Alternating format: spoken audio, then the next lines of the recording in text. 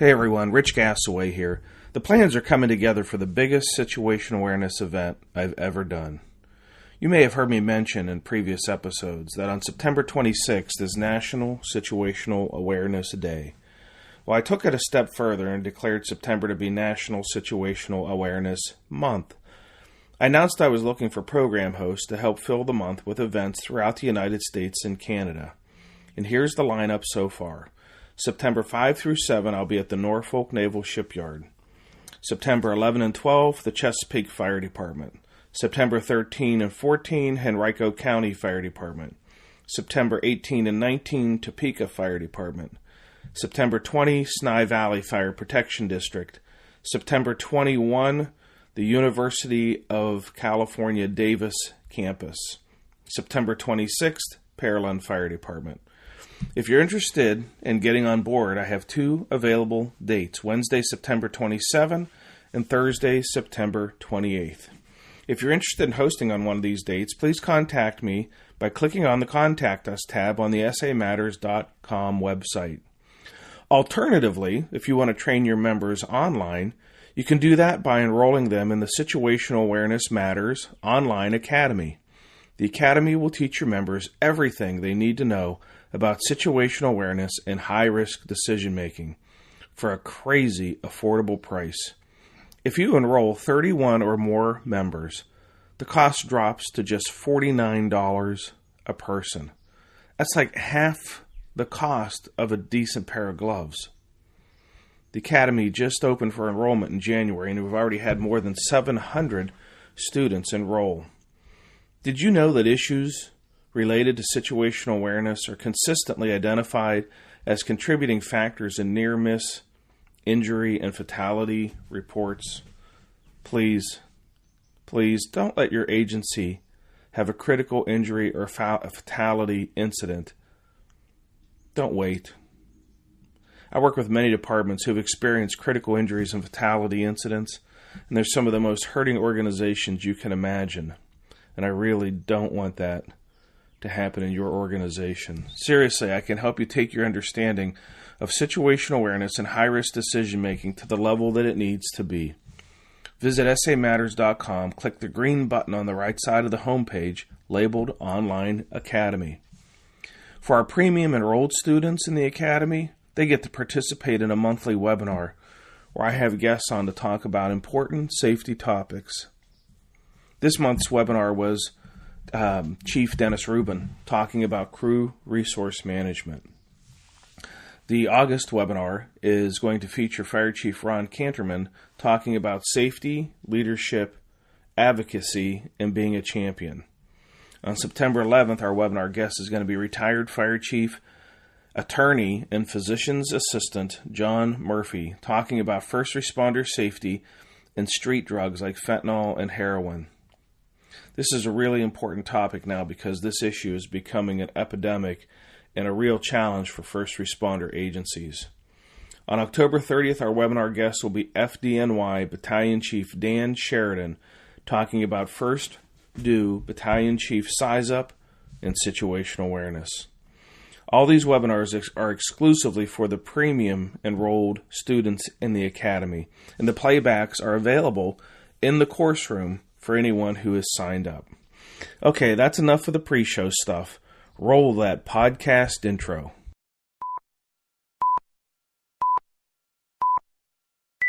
Today's episode is sponsored by Midwest Fire. For more than 20 years, Midwest Fire has been manufacturing high-quality tankers, tanker pumpers, and fire rescue vehicles in the United States and Canada. Keeping firefighters safe while enhancing their capabilities is what they do best. To learn more, go to MidwestFire.com. Hi, this is Firefighter John Dantuano from the Lakeside Fire Department, and you're listening to Dr. Richard Gasaway on SA Matters Radio. He's helping us to see the bad things coming in time to avoid bad outcomes.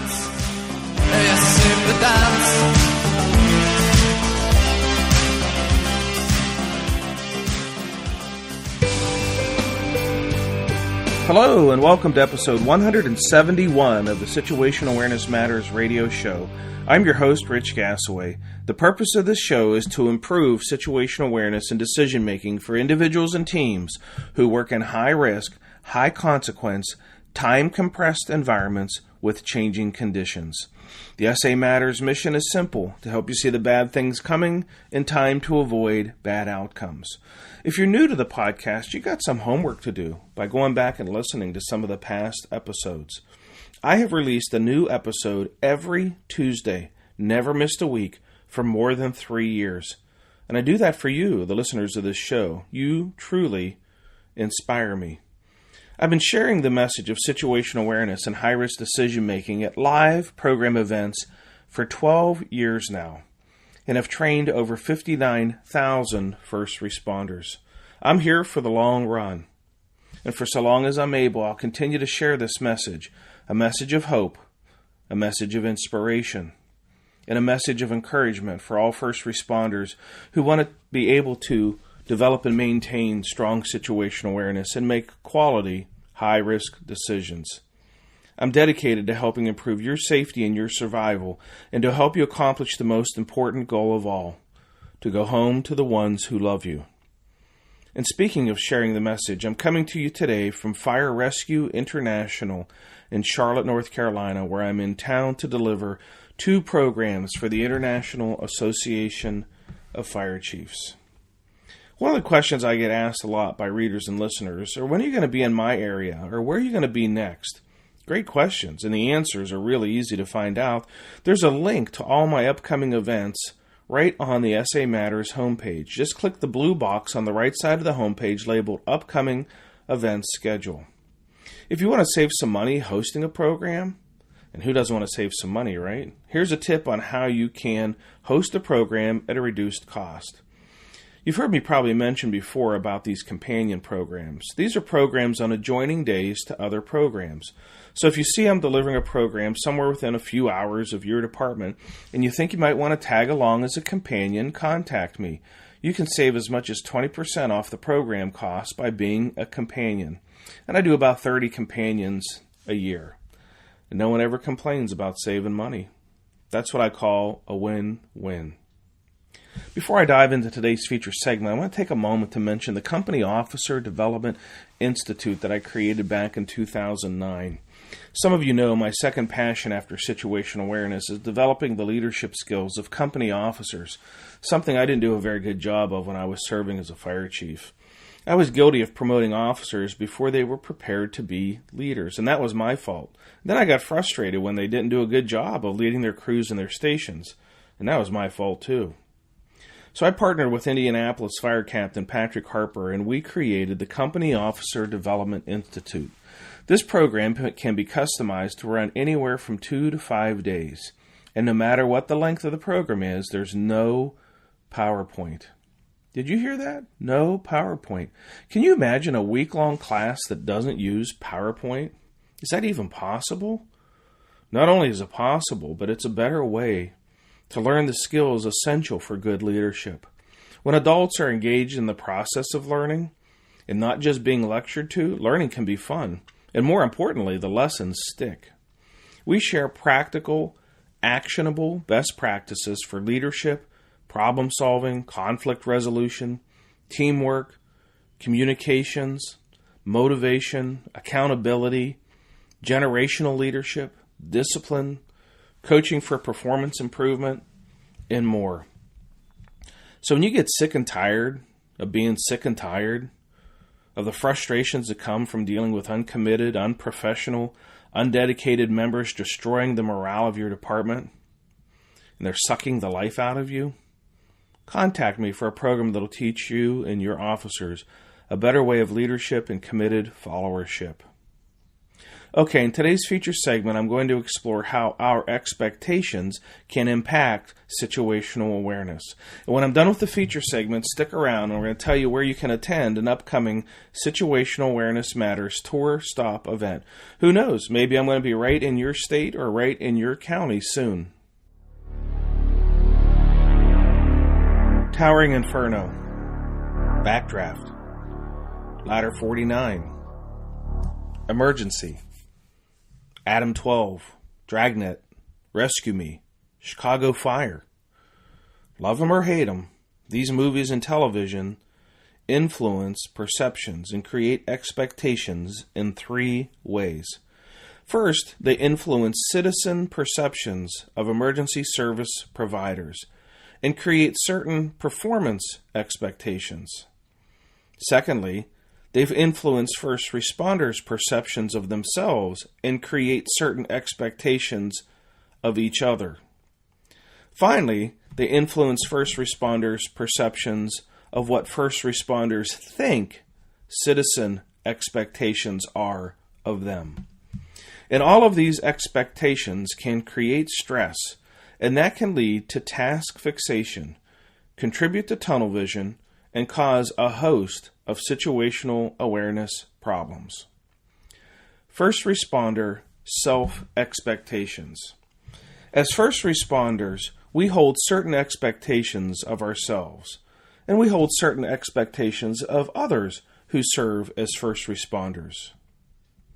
We can be the harshest critics when other organizations don't perform to our expectations, and that criticism can be brutal. I got to witness this recently while observing a group of firefighters watching a video where responders were working on the scene of a 2-story commercial building fire in the downtown region of their town. The fire was through the roof, and for whatever reason, there did not appear to be much water being applied, even though there were several aerial apparatus on the scene. The responders watching the video were very uncomplimentary of what they were observing. One of them even texted another firefighter to tell them about the video. We know we are subject to this harsh criticism of our peers. No matter who you are, it hurts to be chastised by fellow first responders. So we do everything we can to avoid it. This can include feeling pressured to take excessive risks because the consequences of ridicule, embarrassment, and feeling like a failure are very powerful fear-based motivators. First responder perceptions of citizen expectations. First responders also have certain perceptions about what they think the citizens expect of them. In the eyes of many citizens, first responders are heroic problem solvers. First responders don't shy away from danger. The perception of citizen expectations can lead responders to take excessive risks because they don't want to let the citizens down. Disappointment can be a very powerful fear-based motivator. Citizen expectations of first responders.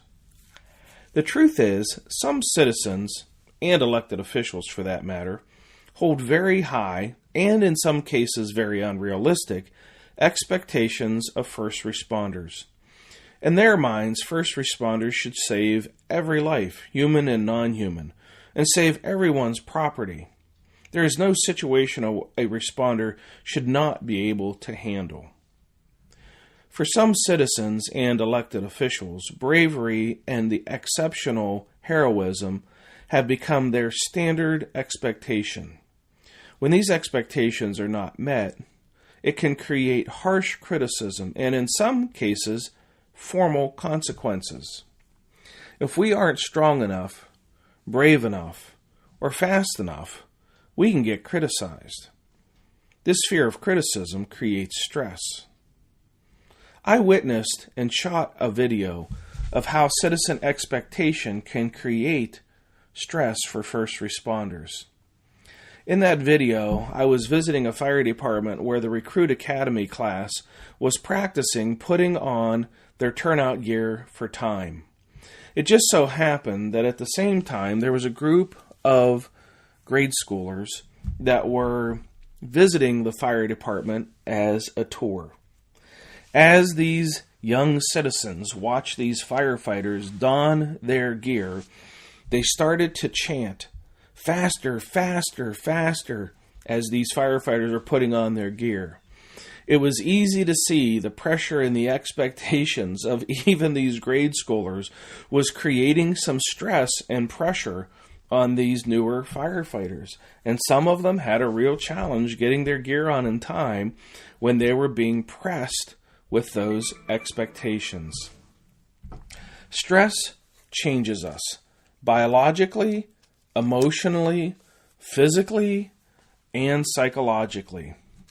When the stress comes from pressure to perform, coupled with the fear of failure, embarrassment, ridicule, and consequence, responders can find themselves overlooking the clues and the cues that form situational awareness.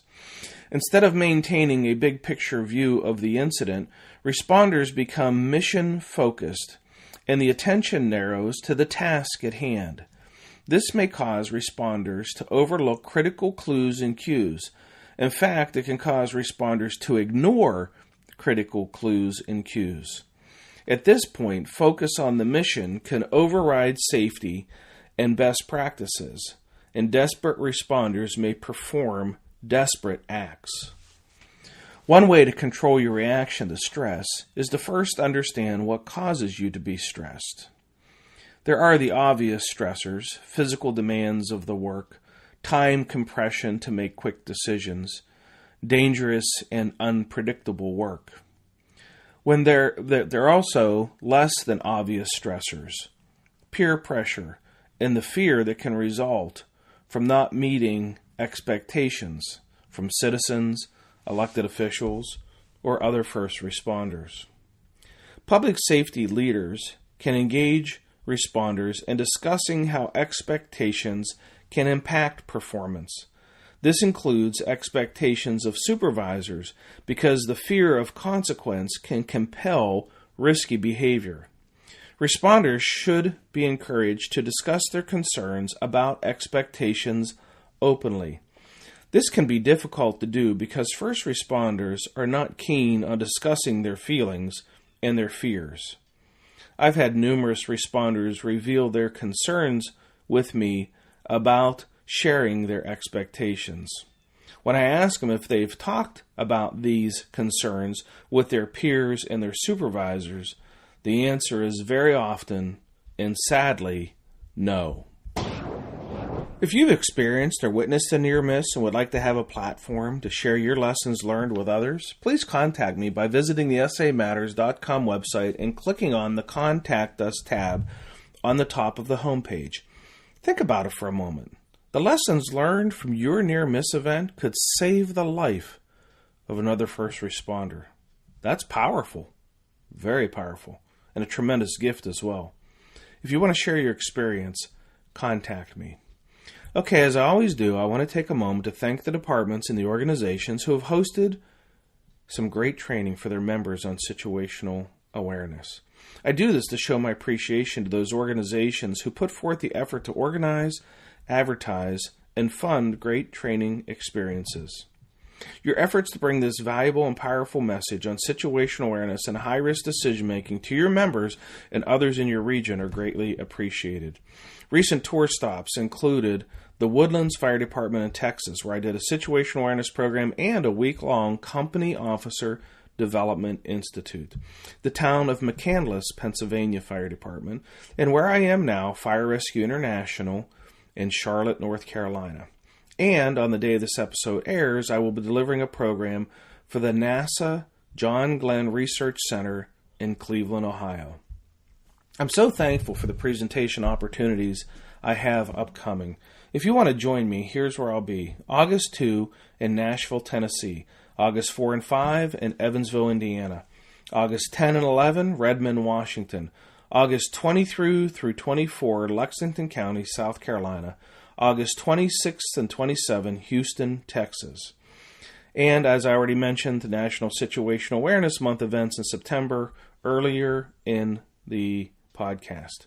In October, the SA Matters Tour goes international in a big way, with programs in Sydney, Australia, Melbourne, Australia, Perth, Australia, Christchurch, New Zealand, 2 programs in Auckland, New Zealand, 3 programs in Amsterdam, Netherlands, and 3 programs in Antwerp, Belgium. That's 12 programs and 77 flight hours in 28 days. This may be the craziest SA Matters tour ever.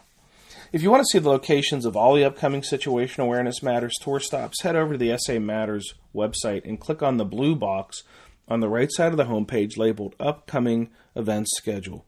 Schedule is always changing, so check back often. If you're interested in hosting a Situational Awareness Matters tour stop event, I still have a couple of dates left in September and 1 or 2 dates in November and December. And I'm actively booking all the programs for 2018 now. And because 2017 is completely or nearly completely filled up, a lot of those dates are being scheduled in 2018 now. So if you're thinking about hosting a program in 2018, now's the time to get that on your calendar. And so just reach out to me if you're interested in that. The last time I was delivering programs in southwest Minnesota, I had the opportunity to stop by and visit my awesome sponsor, Midwest Fire. They make all poly-bodied fire apparatus, and it's changing the industry. You seriously need to check them out at MidwestFire.com. Anyhow, while I was there, I got a chance to sit down and talk to some of their employees about what separates Midwest Fire from their competitors. Here I got a chance to ask account executive Dalton Lingbeck about the various types of apparatus Midwest Fire builds. Let's listen in. Okay, Dalton, tankers and tanker pumpers. That seems to be the game for Midwest Fire. I see, even as I'm here at the factory, I see a number of tankers and tanker pumpers. But do you build anything else? Are you basically just a two-product company, or do you have other types of trucks that you're building for customers? We do in fact build a lot of tankers and tanker pumpers. They are our bread and butter. We love building them, and they're a great product for us. But in fact, we do not only build tankers and tanker pumpers. We try and fill the whole department. So if anyone needs to replace their fleet, we can do it. We do a lot of roll pumpers. We're starting to do more and more of those. We don't really trend towards more of the major metropolitan cities with pumpers. We leave that up to the guys that have been doing it for a long time. We take care of our customer base, which are volunteer firefighters, rural firefighters, and we provide them with the rural pumpers. We also do quick attacks. We do a lot of rescue quick attacks, mini pumpers, not necessarily the PTO mini pumpers, but we do portable pumps on these things. So essentially it's a lot of rescue tools. It's on an F550. It's got a rescue style body, but we call them quick attacks. And then finally we do brush trucks. And brush trucks we love doing these because these things are one of the coolest trucks and coolest firefighting piece of equipment on the face of this earth. We've been doing a lot of those. We've started doing brush trucks around 2.5 years ago, and we have been building roughly 10 to 15 a year, and we're increasing that by the day. It's a really cool thing, and you'll be seeing a lot more Midwest Fire brush trucks in the future. So if somebody wanted to see what these trucks look like, are there pictures on the website or a gallery, or is there someplace they can go to put their eyeballs on what we're talking about here? Yeah, definitely. We have many areas where you can see the pictures. We have a Twitter account. We do a lot of delivery pictures and just pictures in general on our Facebook. That's a huge place for people to go see us. But the biggest part is our website. We do have a deliveries tab, and you can see all recent deliveries on our website from the day they were delivered all the way back to how many ever years ago. Yeah, nice. So if you want to learn more about the types of apparatus that Midwest Fire is building, tankers, tanker pumpers, quick attack pumpers, brush trucks, rural apparatus, visit them at MidwestFire.com and see how they can help you. Thank you to Midwest Fire President Sarah Atchison and all your staff for your awesome commitment to improving first responder safety. I sincerely appreciate your support of my mission. Hey, if you're not a member yet of the SA Matters community of learners, consider joining. There are over more than 9,000 members connected here on SA Matters, sharing ideas about how to improve situational awareness and how to make better decisions under stress, and how to train your members to be critical thinkers and resilient problem solvers. Membership is free, and when you sign up, I'll give you a special report that I've created for new members called 25 Best Practices for Improving First Responder Safety. Joining also gets you my monthly newsletter, which contains featured content from the blog and the podcast. This really is the best way for us to stay in touch with each other. If you're not a member yet, head over to the SA Matters website and click on the red box on the right side of the homepage labeled Free Membership. If you want to get connected with me on Twitter, you can follow @Rich Gasaway on Twitter. On LinkedIn, you can search for Rich Gasaway. On YouTube, you can watch the SA Matters TV YouTube channel. And on Facebook, you can like the SA Matters page on Facebook. Well, that's it. Episode 171 is complete. Thank you to our awesome podcast sponsor, Midwest Fire. Thank you to all of our live event hosts. Thank you to our online academy students. And thank you, our listeners, for sharing some of your valuable time with me today. I really appreciate your support of the SA Matters mission. Be safe out there, and may the peace of the Lord and strong situational awareness be with you always. You've been listening to the Situational Awareness Matters radio show with Dr. Richard B. Gasaway. If you are interested in learning more about situational awareness, human factors, and decision-making under stress, visit samatters.com. If you are interested in booking Dr. Gasaway for an upcoming event, visit his personal website at richgasaway.com.